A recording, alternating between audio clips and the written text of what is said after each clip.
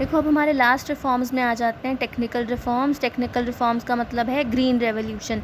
Green revolution India में कब start हुआ? 1965 में स्टार्ट हुआ। ठीक है, अब ग्रीन रेवोल्यूशन का मतलब क्या है? इट मीन्स जो बुक के अकॉर्डिंग डेफिनेशन है, sudden and spectacular increase in the agricultural productivity due to use of HYV seeds. और अगर मैं तुम्हें कहूँ तो सिर्फ HYV seeds were not only the reason for green revolution. ठीक है, एग्रीकल्चर में सडन बहुत ज़्यादा इंक्रीज़ होना है एग्रीकल्चर प्रोडक्टिविटी के अंदर HYV सीड्स को यूज़ करने करके, बट इसके अंदर और भी कुछ चीज़ें हैं जो अप्लाई की गई जिसकी वजह से ग्रीन रेवोल्यूशन आया। देखो, HYV सीड्स यूज़ किए गए, high yielding variety seeds use किए गए, फर्टिलाइज़र यूज़ किए गए, पेस्टिसाइड्स यूज़ किए गए। नेक्स्ट साइंटिफिक क्रॉप रोटेशन में समझाती हूँ आपको आगे, और मॉडर्नाइज मीन्स ऑफ कल्टीवेशन किए गए। इसी को मॉडर्नाइज मीन्स ऑफ कल्टीवेशन का मतलब है मशीन्स, थ्रैशर्स, हार्वेस्टर्स, इस तरह की मशीन्स को यूज़ करके आप कर रहे हैं काम। नेक्स्ट है साइंटिफिक क्रॉप रोटेशन। इसको ध्यान से समझना। पहले क्या होता था, एक जो फार्मर होता था ना, उसने वीट उगा ली 4 मंथ्स के अंदर अंदर। ठीक है, बाकी 8 महीने वो फ्री रहता था, बिकॉज जो लैंड है ना उसके अंदर जो न्यूट्रिएंट्स होते हैं वीट को उगाने के लिए वो 4 महीने के अंदर यूज़ हो जाते हैं। अब वो दोबारा से वीट की फसल नहीं उगा सकता, कुछ वेदर जो कंडीशंस होती हैं वो भी सपोर्ट नहीं करती ड्यूरिंग दैट टाइम।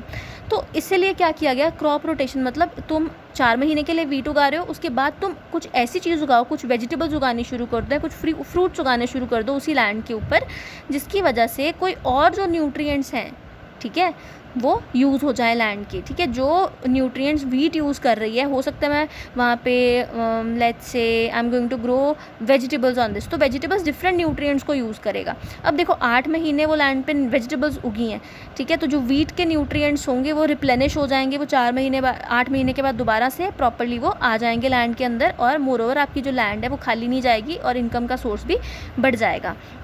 नेक्स्ट देखते हैं हमारी क्या क्या अचीवमेंट्स थी ग्रीन रेवोल्यूशन की। ग्रीन रेवोल्यूशन की हमारी पहली जो अचीवमेंट थी that was increase in the production.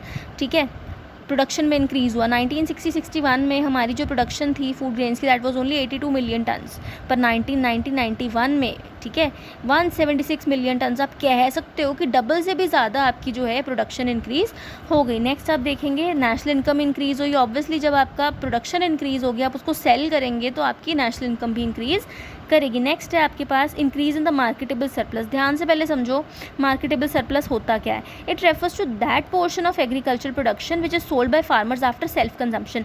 ठीक है, मार्केटेबल सरप्लस इंक्रीज़ हुआ, कैसे इंक्रीज़ हुआ इसको ज़रा ध्यान से समझना। अब देखो, पहले जो फार्मर था वो 100 किलो उगाता था, ठीक है, उसमें से 40 किलो कंज्यूम कर लेता था खुद और 60 किलो मार्केट में आगे जाके बेच देता था। ठीक है, कितना गया मार्केट में? 60 किलो गया। अब ग्रीन रेवोल्यूशन आने से अब उसी की जो प्रोडक्शन है वो 200 किलो होगी, डबल होगी बिल्कुल फार्म के ऊपर।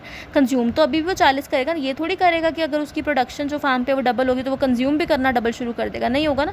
40 किलो कंज्यूम करेगा, मार्केट में जाएगा तुम्हारा 160 किलो। ठीक है, तो मार्केटेबल सरप्लस है कि जो कंजम्पशन के बाद बच जाता है वो मार्केट में सेल होने के लिए चला जाता है। नेक्स्ट है आपके पास benefit to low income groups.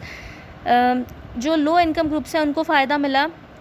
अब कैसे मिला? देखो, जब पहले हमारे पास फूड ग्रेन्स कम होती थी, ठीक है, अब किसी भी चीज़ की एक बेसिक रूल है, जब किसी चीज़ की सप्लाई कम है, हमारे पास फूड ग्रेन्स कम थी तो वो महंगी बिकती थी। ठीक, अब देखेंगे अगर फूड नाउ HYV सीड्स हम यूज़ कर रहे हैं, फर्टिलाइजर्स यूज़ कर रहे हैं, जिससे प्रोडक्शन जो वो काफ़ी ज़्यादा इंक्रीज़ कर रही है। अब किसी चीज़ की प्रोडक्शन जब इंक्रीज़ करेगी तो उसके प्राइसेस ऑब्वियसली फॉल करेंगे।